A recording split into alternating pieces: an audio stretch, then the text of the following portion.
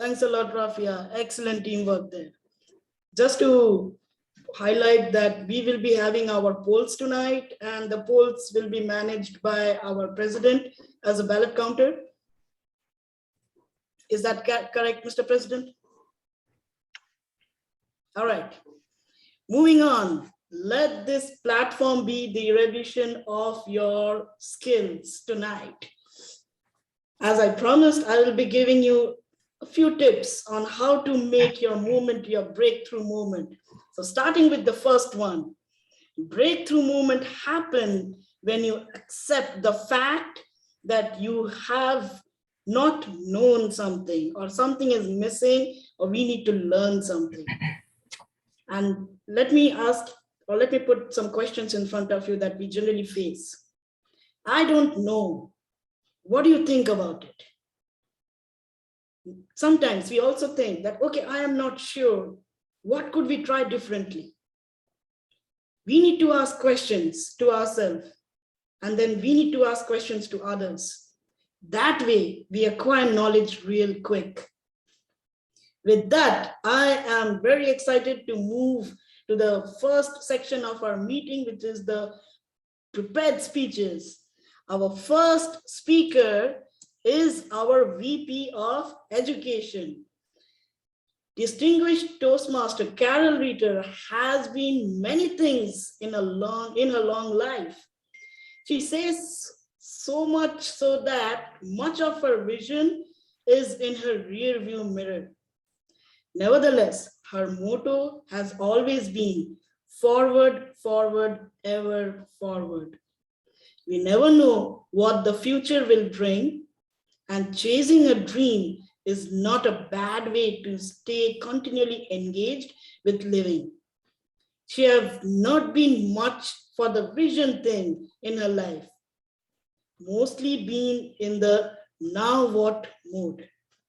So her vision is more on the practical side than the true visionary part. Carol Reiter and her speech title, A Vision for the Future, however truncated it might be. Carol Reiter. Thank you very much, Mr. Toastmaster. I really appreciated that introduction. I think I wrote it, but I don't really remember. It was a little bit ago. I would like to offer to my fellow Toastmasters, my purpose here is to give you a vision for my future. And as I am not a woman with a lot of erudition, I'm not a very erudite woman. However, I do accept Avi's challenge that you can always have dreams and can always move forward, and I'm going to move forward. I don't know how I got to be in the visionary communication pathway, but I am on the final leg of it. This is part 5, and I'm supposed to give you a plan for my future. I thought about that, and one of the first things I remember doing was asking another club, how am I going to design that? And they said, well, you can share your wisdom with everybody. And I thought about that, and I thought, well, shoot, I get my wisdom from the funny papers. And I remember giving you all a keynote speech about some of the funny papers that I read that informed my life and my life view. I don't know how many of you remember that, or if any of you even enjoyed it, because everything was on mute. I couldn't tell from anybody if anybody was enjoying my speech. But I thought that that was appropriate for how I get wisdom. Then I thought, well, I'm pretty much a skeptic and I'm a sardonic person. And I'm thinking, well, Nobel Prize? Nope, that's not going to happen. PhD in biophysics, which was my original goal in life? Nope. And in fact, I wasn't all that darned interested in biophysics, if truth be told. Marriage, get it? 6 children, all graduated college, all successful in life, thanks be to God. And that's in my rear view mirror also. Planning a trip to Italy. I'm going late June, early July, but it's the same trip that I took back in 2005. So that's kind of a little bit not in my, kind of in my rear view mirror also. Cure world hunger, world disease? Nope, not in my future. Sorry about that. So my practical things, thinking about my future, I plan to leave a legacy for my children. I will downsize my digs. I've got a lot of stuff that I need to do something with. And if they don't want it, I don't want to burden them with it. So I've got to do something about that. Tablecloths, good dishes, that people in my family, and I think people across the globe, they don't give a hoot about that stuff anymore. So I have to dispose of things like that. And then my house. My house I bought just a few years ago in 2020. And it needs some fixing up. So I'm going to share with you my screen. All right, let's see if I can do this slideshow from the beginning. All right, can you see this now? Am I still with the Zoom? You're still with Yes. Zoom. Okay, so this is my screen.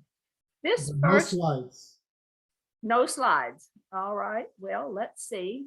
Where's the thing that says, stop the clock, please? Let's see, where's the thing that says share the screen? See, I don't have that on the bottom of my thing anymore. After pause, you should see a share screen. I know I have, is that it there? Yes. Okay, there. There, share that. Okay, share the screen. Share the screen. Is that working at all? No, have you made it Select available? the window right there. There, is that Oh, it's working pretty now? sure. Yes. Is yes. that good? Okay, from the, now, that, everybody, nope, not that one, that one. All right, there we go. Thank you, Madam Timer. Just go ahead and start if you don't mind. When I moved in, this was the condition of my electricity. This electric box was attached to a shed in my backyard. And as you can see, the shed is not in good condition at all, nor is the attachment in good condition. The problem with this is not to code. It brought the electricity over into this part of the shed, and you see all the rust accumulated here. Then it brought it into this box here, and these breaker boxes in here are not to code. And in fact, I've been informed that they are a fire hazard. From there, it goes into this wire and goes across the top of the shed, goes down into the house, and then winds up in my closet, which is absolutely against code. You should not have any fuse boxes in a closet. Therefore, if I leave this house to my children, they're going to have to do a lot of work to get this up to code, and they probably would not be interested in having the house. Thus, what I have planned to do is, for my goal, I have planned to maintain or increase the property value as a legacy for my children. The first thing I plan to do is I have some long-term goals. One is to remodel my kitchen, and that's a 3-year goal. Replace stones in the front patio, that's 2 years. Medium-term goals, make dual use of the great room. That's the room I'm in here now. It's a great big room. It's really an apartment size room, and it's just too big for just one person to be in here. But my short-term goal here, revise the electric system to bring it to code in 1 year. I want to install a generator. I should do that in 6 months. And then I want to remove and replace that shed that's outside because animals live in there. It's been munched by a lot of animals, and there's a lot of things wrong with that particular shed. And I just need to tear it down and then enhance my fireplace system.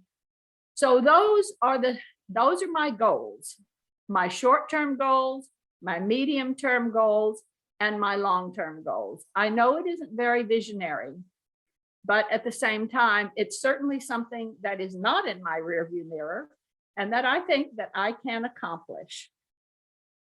I will be working, this is the first of 2 speeches that I will be giving on this subject. The second speech, I will come back with you later and give you some of the plans and tasks that I have to do to make these dreams, make these goals become a reality for me. Therefore, I hope that this will play out the way I would like to have it play out. It would enhance the property value. And when I leave the house to my children, God forbid, it won't be for another 10 years. At any rate, it will be in good enough shape that they will want to keep it and have it sell for a good value. Thank you, Mr. Toastmaster. Thank you, Carol. That is a very detailed plan you had in every step. Thank you for sharing that with us. Okay. I'm sorry I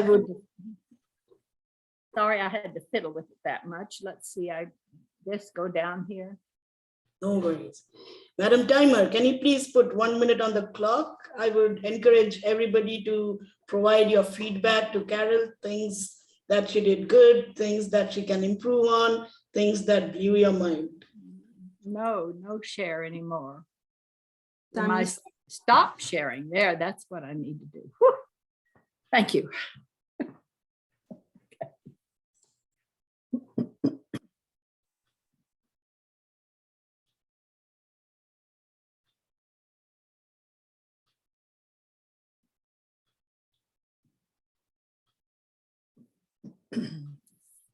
While you're writing your feedback, I would like to give the second tip of how to get your break. Akin Oni has been with the Toastmasters since the fall of 2016, and he's currently on the strategic relationships path in Pathways. Today, Akin will be giving his level 3 speech, Making Connections Through Networking, titled 2016. Please help me welcome Akin Oni, his speech title, 2016. Akin, floor is yours.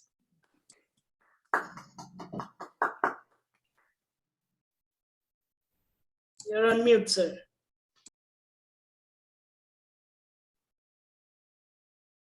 How many people would like to be a good networker? Thank you. At least I can see a couple of hands. Huh? Okay. And I know some people are very skeptical in answering yes to that question. But what about if I ask you, how many people here can drive? Excellent, all hands. I'm here to tell you tonight that if you can drive, you can develop your networking skill. As a networker, all new beginnings require that you unlock a new door. You need to understand that. And again, every networking event is your moment. Because what about if I ask you, why did you join Toastmasters? And if I ask that question, most of you will say, I joined to improve my communication skills, or I joined to improve my leadership skills. Most people will not talk about the ability to connect. Most people will not talk about the ability to facilitate events. And we learn those skills when we are part of the Toastmasters. I'm here tonight to talk to you about the mechanics of successful networking. And this is broken down into 3 parts. What you do before, that's number 1. What you do during, and what you do after. And in talking about this tonight, I am going to advise you about 3 things to do before, you attend a networking event, 2 things to do during a networking event, and 1 thing to do after the networking event. This list I'm going to give you tonight is by no means exhaustive. Again, because I don't have the pleasure of time, I'll limit it to those 3. Before a networking event, what are those 3 things that you should consider doing? Number 1 is clarity. In my career, I have had the opportunity of preparing poorly for networking events. Because when people ask me, why are you going to networking session XYZ? I'll say, yeah, I just like to engage people, meet people, socialize. All those are standard words that people use. But when people ask you and you tell them, I am going there because I believe that there are business leaders that I can connect with that will help me grow, that is clearer. Number 2, you got to plan. Before you go for any networking event, please do yourself a favor, plan. Failure to plan is plan to fail. What does planning entail here? Number 1, you need to understand what kind of networking event you are going to. How do people that attend the networking event, how do they dress? You don't want to wear suit and tie when everyone is casual or they are wearing shorts. And you don't want to do it the other way around. What kind of people will be there? What do I need to bring with myself? How should I present myself? And then number 3, prepare. After you've had clarity and you have planned, prepare to get in there. Number 2, during the event, act on your plan. That is number 1. Act on your, what did you plan to do? Please act on your plan. Don't get there and freeze, because that's my story. I've been to a networking event before, and because of the caliber of people I met in there, I couldn't really engage anybody meaningfully. The second thing that I will share with you tonight that you should plan to do when you attend a networking event is be open-minded. And I'll tell you a story real quick. I went to a networking event earlier on, I think about 20 years ago. And I got in there with the purpose of engaging and networking with senior people. Lo and behold, there were very senior people there, but younger practitioners were there who actually knew me way back when I was a college teacher. Those people actually embraced me and they engaged me a lot more, to the point that I actually didn't have enough time to engage more senior people at that event. It's very important that you act on your plan, and please, when you go to a networking event, be open-minded. Be ready for anything. And the 3rd phase, or stage, if you like, is what you do after a networking event. Do yourself a favor, reach out. If you engage someone new at the event, reach back out to them. Either because you've gotten their business cards, so you have their names, their email address, what they do, what they're passionate about, is very important. Reach back out to them, let them know you appreciate the opportunity to meet with them. Why is this speech titled 2016? In my life, the year 2016 was pivotal, because I experienced what some people will call involuntary career redeployment. You can term that to mean I was let go, or I took a package, or I was fired, call it whatever you like. One thing that I was sure of is I ended up that year with a lot of cash because I left that company. But you can call it any name. Now, why is that important? Fellow Toastmasters and guests, do you want to unlock your full potential? How do you network? What separates you from others, like project professionals like yourself. I have a way of going to a network event based on my learnings, based on my history, such that I will introduce myself in a unique way that will leave an indelible mark in the minds of people that I meet. With that said, I just want to encourage you tonight, be a great networker. Back to you, Mr. Toastmaster. President. And let me tell you, every speech that a president gives is like out of the chart. So looking forward to this. Ukpai is a PMI certified PMP. He joined the club in June 2014 at the inception of Southwest Project Management Toastmasters Club. Ukpai has served the club as secretary and VP of education, and right now he's the president of this club. Tonight, Ukpai will be delivering his speech titled, "When You Have the Buy-in of the Project Sponsor." His pathway level is 3, planning and implementing. Ukpai Kalu, his speech, "When You Have the Buy-in of the Project Sponsor." Ukpai, floor is all yours.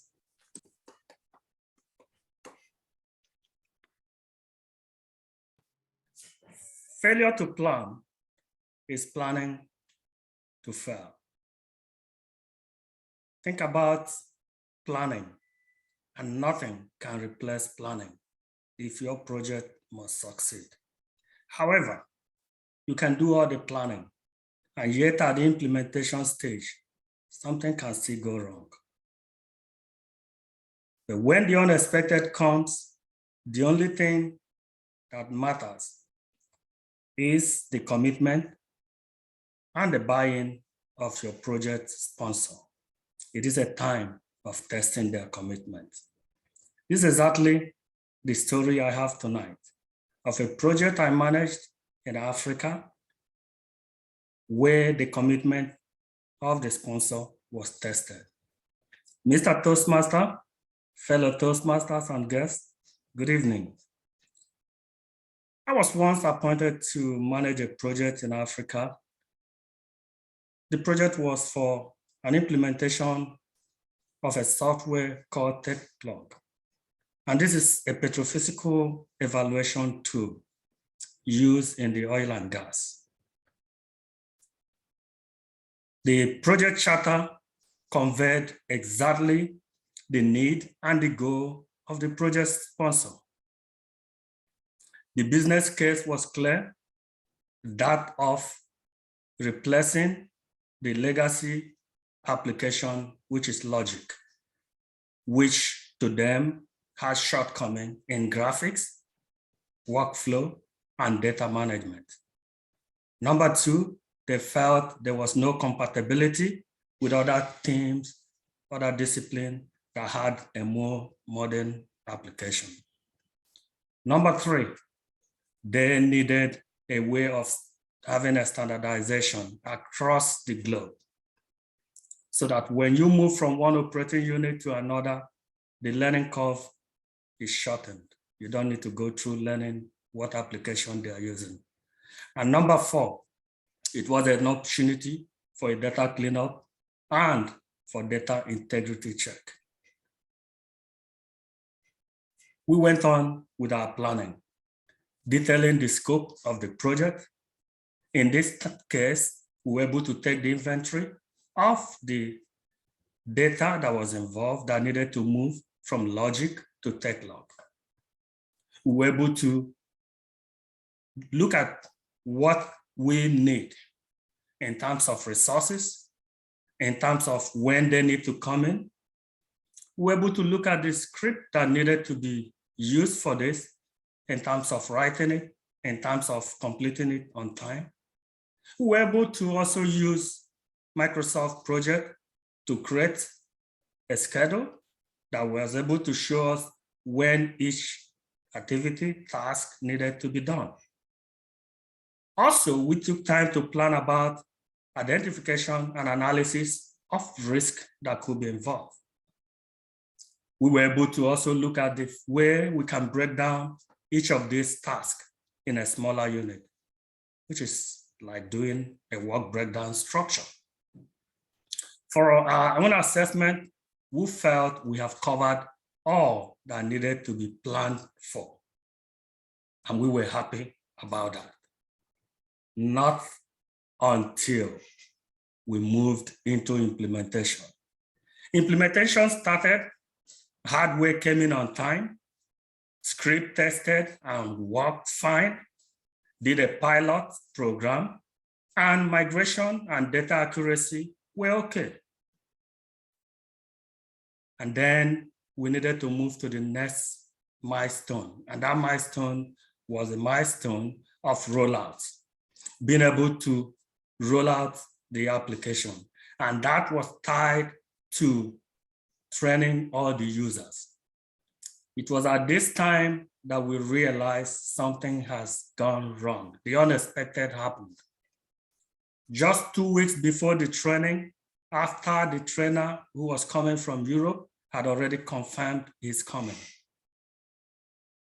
the security situation in the Niger Delta deteriorated, and the management was forced to place a ban from expatriates from coming into Niger Delta, and the training was supposed to be in Niger Delta. This was a dilemma. Do we go ahead and cancel the training? And when we cancel the training means we delay the project. And when we delay the project, it will affect the company. Then the second option was to move the training to Lagos, another area in Nigeria, which was a little bit without the ban. Because we had a committed and a buy-in project sponsor, he was able to choose to go for moving it with the logistical need, the cost increase, and having approval for those staff that will be moving to Lagos. He was able to get that at the end of the day. It wasn't an easy journey, but this was the most difficult time I have ever seen in my project management. One, without his commitment, we wouldn't have been able to continue with the project. And that would have meant delaying the project, and that we wouldn't know when next the security situation will improve. But he was able to dismantle all the roadblocks, and we were able to get approval, and we moved to Lagos for the training. I want to tell you, at the end of the day, because of his commitment and the importance of the project to him, the training went on schedule, and we were able to roll out successfully. The project came in on time. The project also was on scope. Yes, a little bit above the budget, but the project was adjudged best practice in the whole global implementation of TechLog. I want to let you know, when you have a project sponsor that is committed, when you have one who has the buy-in of the project, it is a key way to success. Mr. Toastmaster, take it from me. This section will be executed by none other than our past president and the most energized member of this club, Anthony Ally. Every time he speaks, it's a learning lesson for us. Anthony, the platform is all yours. Thank you very much. Wonderful time. Everyone answering the following questions today, you will become more erudite in knocking 2022 out of the park. Are you ready? If you are, raise your hands. Come on, let me see. All right, let's go. First person, who's going to volunteer? Tell me, who's ready to volunteer? Raise your hand. Everyone's raising their hand. I'm looking for somebody who's volunteering. Come on, let's see. No one volunteering. Benet, you're chosen. Go for it. Oh, wait a minute. We got one. Lisbeth, come on, Lisbeth. Come on. You're ready. First question. How are you going to position yourself to have such a higher impact at work that you'll be promoted 4 levels higher than your current role in 2022? That's a very interesting question, because just at this moment and looking to move from my current position, just change roles. So I would say that the way that I want to position myself is just to go out, just polish my LinkedIn profile, start working in my next certification, and look for the position that I want and deserve.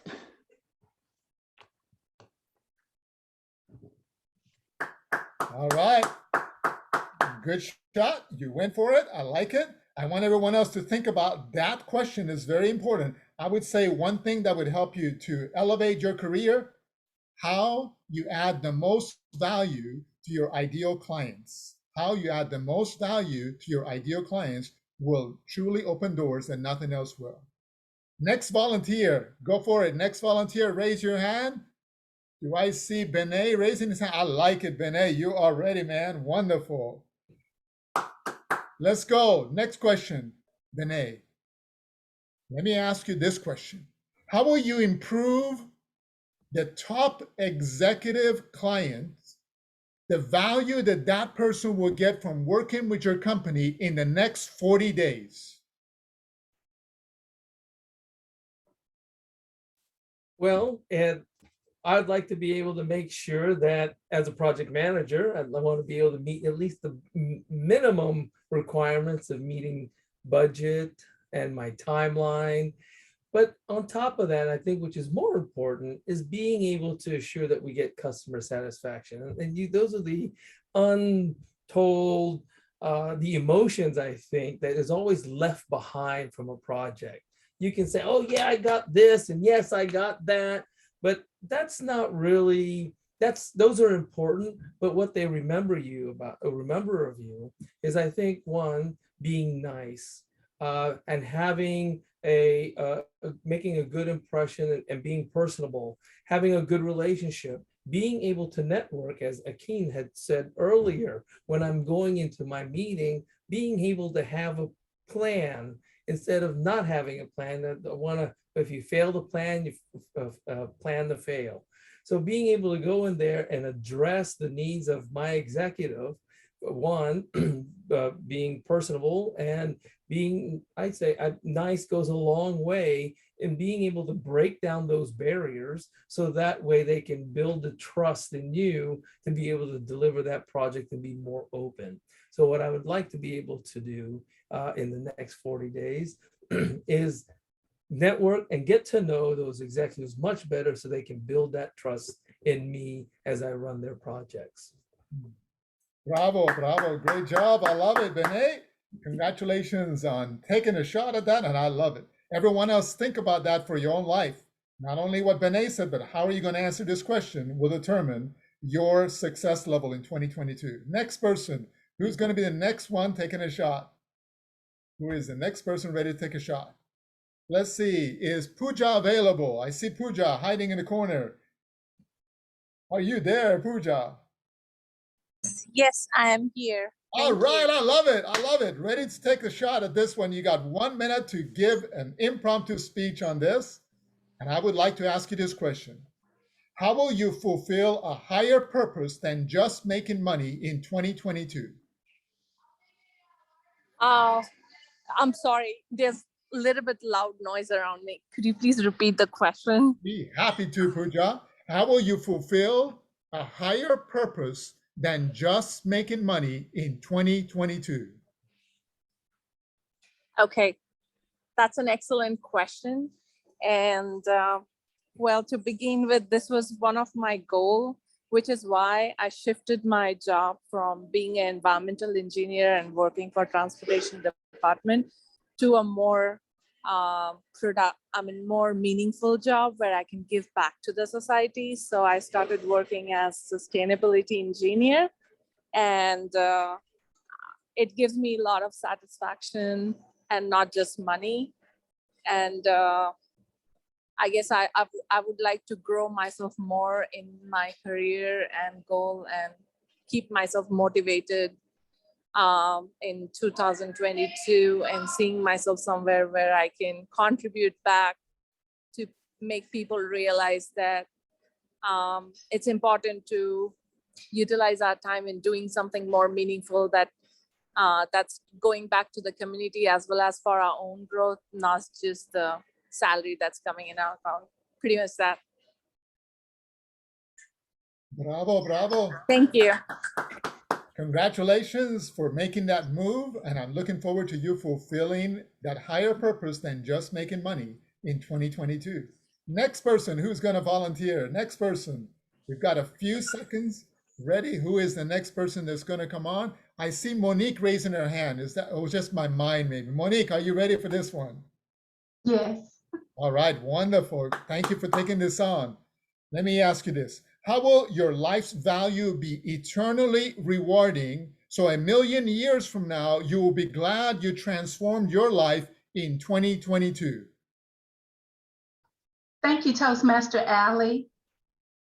I would say just leading by example, and I don't just say that as a cliche, but I always want to practice what I do and what I say. That's very critical to me.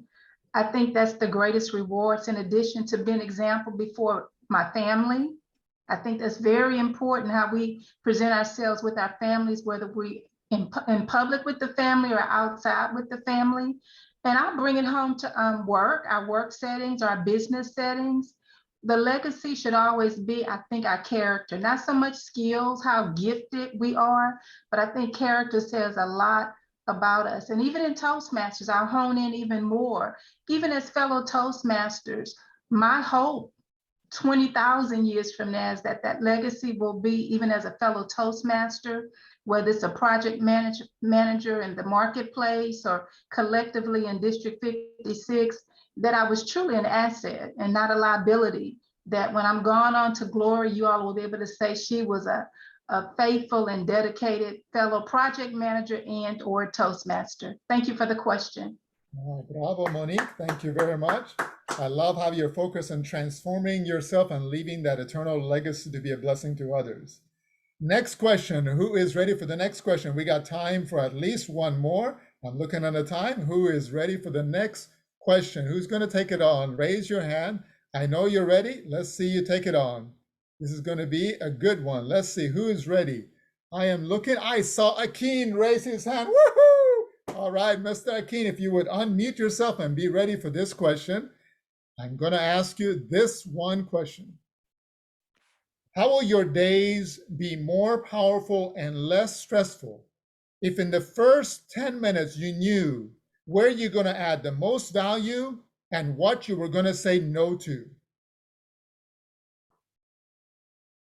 Thank you, Mr. Table Topics Master. I am actually one guy that people in my professional circle, they call the guy that ends its day before it starts. That is who people call me, because 99% of the time I get up around 4 o'clock in the morning. And by 6 o'clock, I have finished my morning routines, including exercise.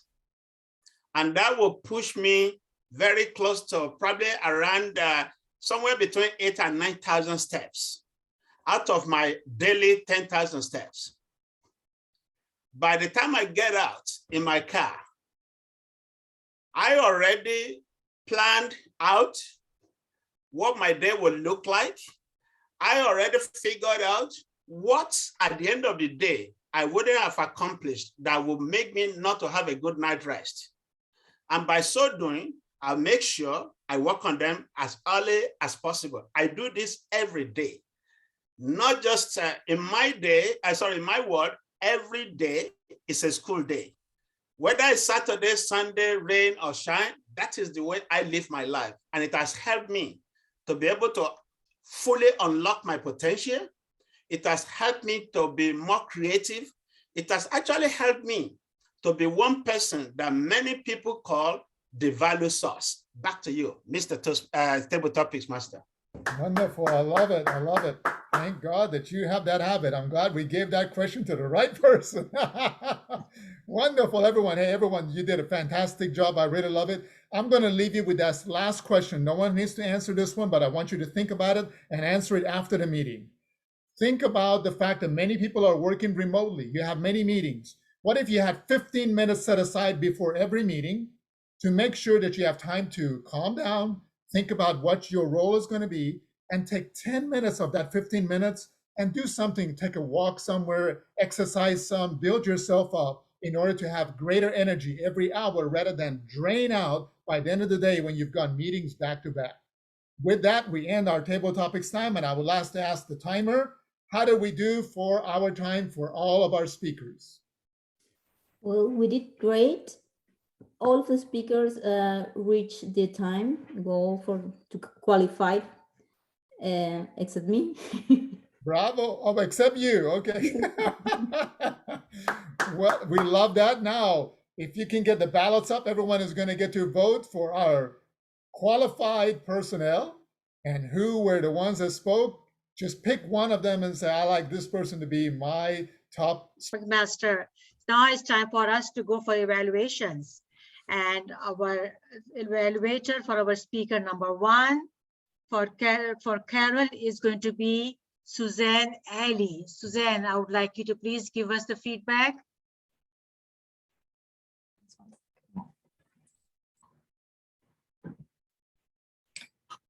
Carol, you are a very eloquent speaker. You surely have a way of communicating effectively, and for that, you sure come across erudite. Your topic was a vision for the future.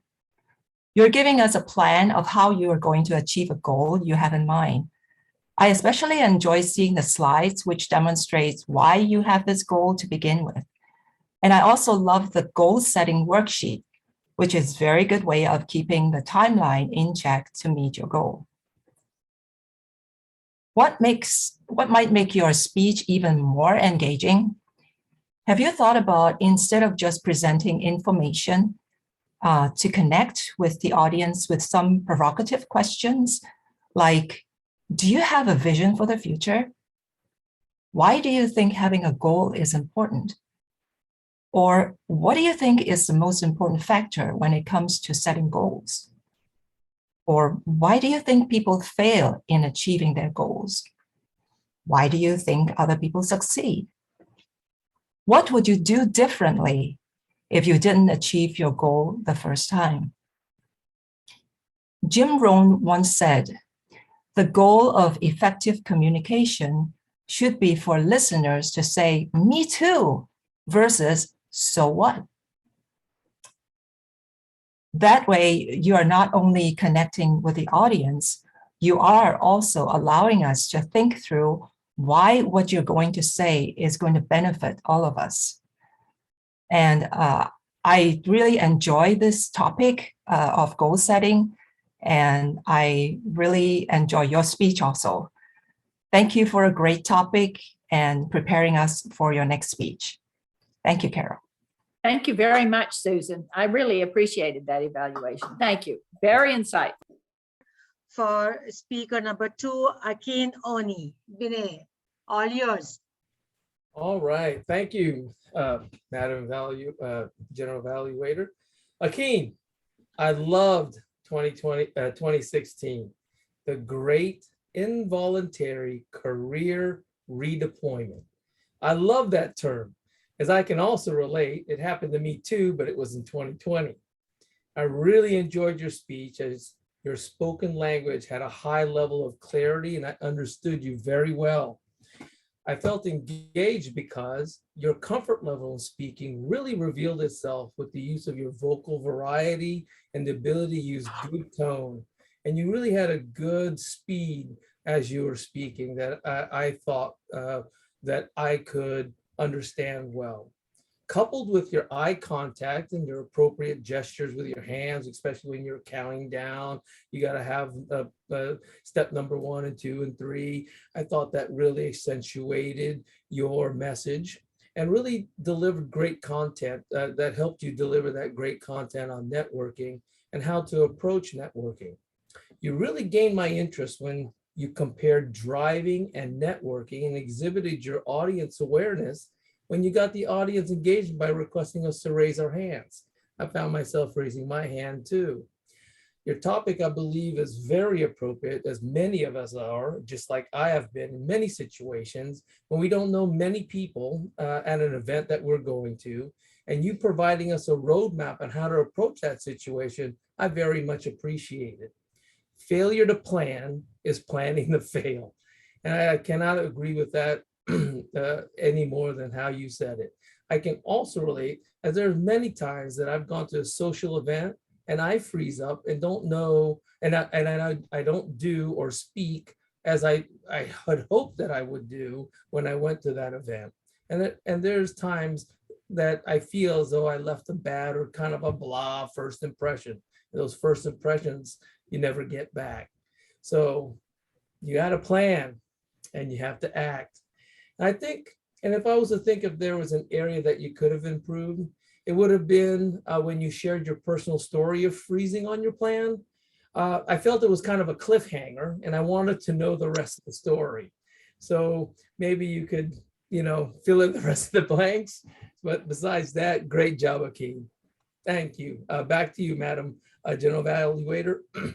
Thank you, Benet. I Thank you, appreciate Benet. it. Thank you so much for your feedback and your input. So the evaluator for our third speaker will be Monique. Thank you, Monique, for stepping up and taking the role. So please give us the feedback of Ukpai's speech, please. Thank you. Ukpai, great job. Nice to meet you for the first time. So I also want to throw that in. I liked how you started out with a great quote. If I understood you correctly, you gave us a prelude to your actual speech. In general, you gave a quote and made us think about things from a project perspective and even planning perspective. Let me reiterate that. I found you very calm, cool, collective, laid back. I like that. The pace that you came with the actual speech, the tempo of the speech, I felt was perfect. You're very articulate, so I want you to know that. Also, this was a presentation about planning, but this was also a story. You were very descriptive. My background is oil and gas, former life. Let me restate that. My former life is oil and gas. So I could quickly clone in and see the relationship. You were very descriptive as far as the location in Africa, where you were at. Very detailed. You talked about the deliverables, the scope of services you were providing, the logic, the technical product or software, if I understood that part correctly. You talked a little bit about that money. I wanted to hear more about the money because that's just the way I am personally. But you were very brilliant in saying who, what, where, when, and why. So this is why I say you were very, very descriptive. You also talked about the phases and life cycle of what that experience was like as you all worked that project and planning. And again, I was able to follow you all the way through. Also, you have great use of your hands. And there were also some hiccups in this project. There were some barriers and things that came up that we all have to be mindful of. And you shared that with us with that implementation and a few other kinks and glitches that you all experienced. So I like the authenticity that there were a few barriers. It wasn't always a perfect project or plan, but there were a few things that did come up. If I had to make any suggestion, and because you're restricted, this is probably proprietary confidential information that you could not disclose at this meeting. I understand that, so no penalty, but even if you may have had a mock Visio project timeline without any information, just because I like pictures, that would be my only suggestion. And one other thing, I wanted to hear, and I believe was more from the time perspective, it was not you, but just the time. What did you learn about yourself personally, the impact? Yes, you shared about the project, we got that, but were you more confident? Were you able to network with more people? Did you get a promotion or raise? Did you all meet bottom line? Were you taken to the next level in your certifications? Otherwise, great job. I enjoyed it thoroughly and I learned a lot. And again, good job. Thank you. And for the officers, I want to remind us that this Saturday, there's leadership training and it's important. We are doing well in our DCP, but this will also launch us further into a more desirable level. So please, it's 8 o'clock in the morning. I will resend the link again as I did earlier this week. Thank you so much for everyone coming to the meeting. I appreciate you all, and Happy New Year once again to you all. And Monique, I think I was running out of time. This is actually a gift from that project, and I still keep this phone even when it's no longer serving. Thank you for that feedback.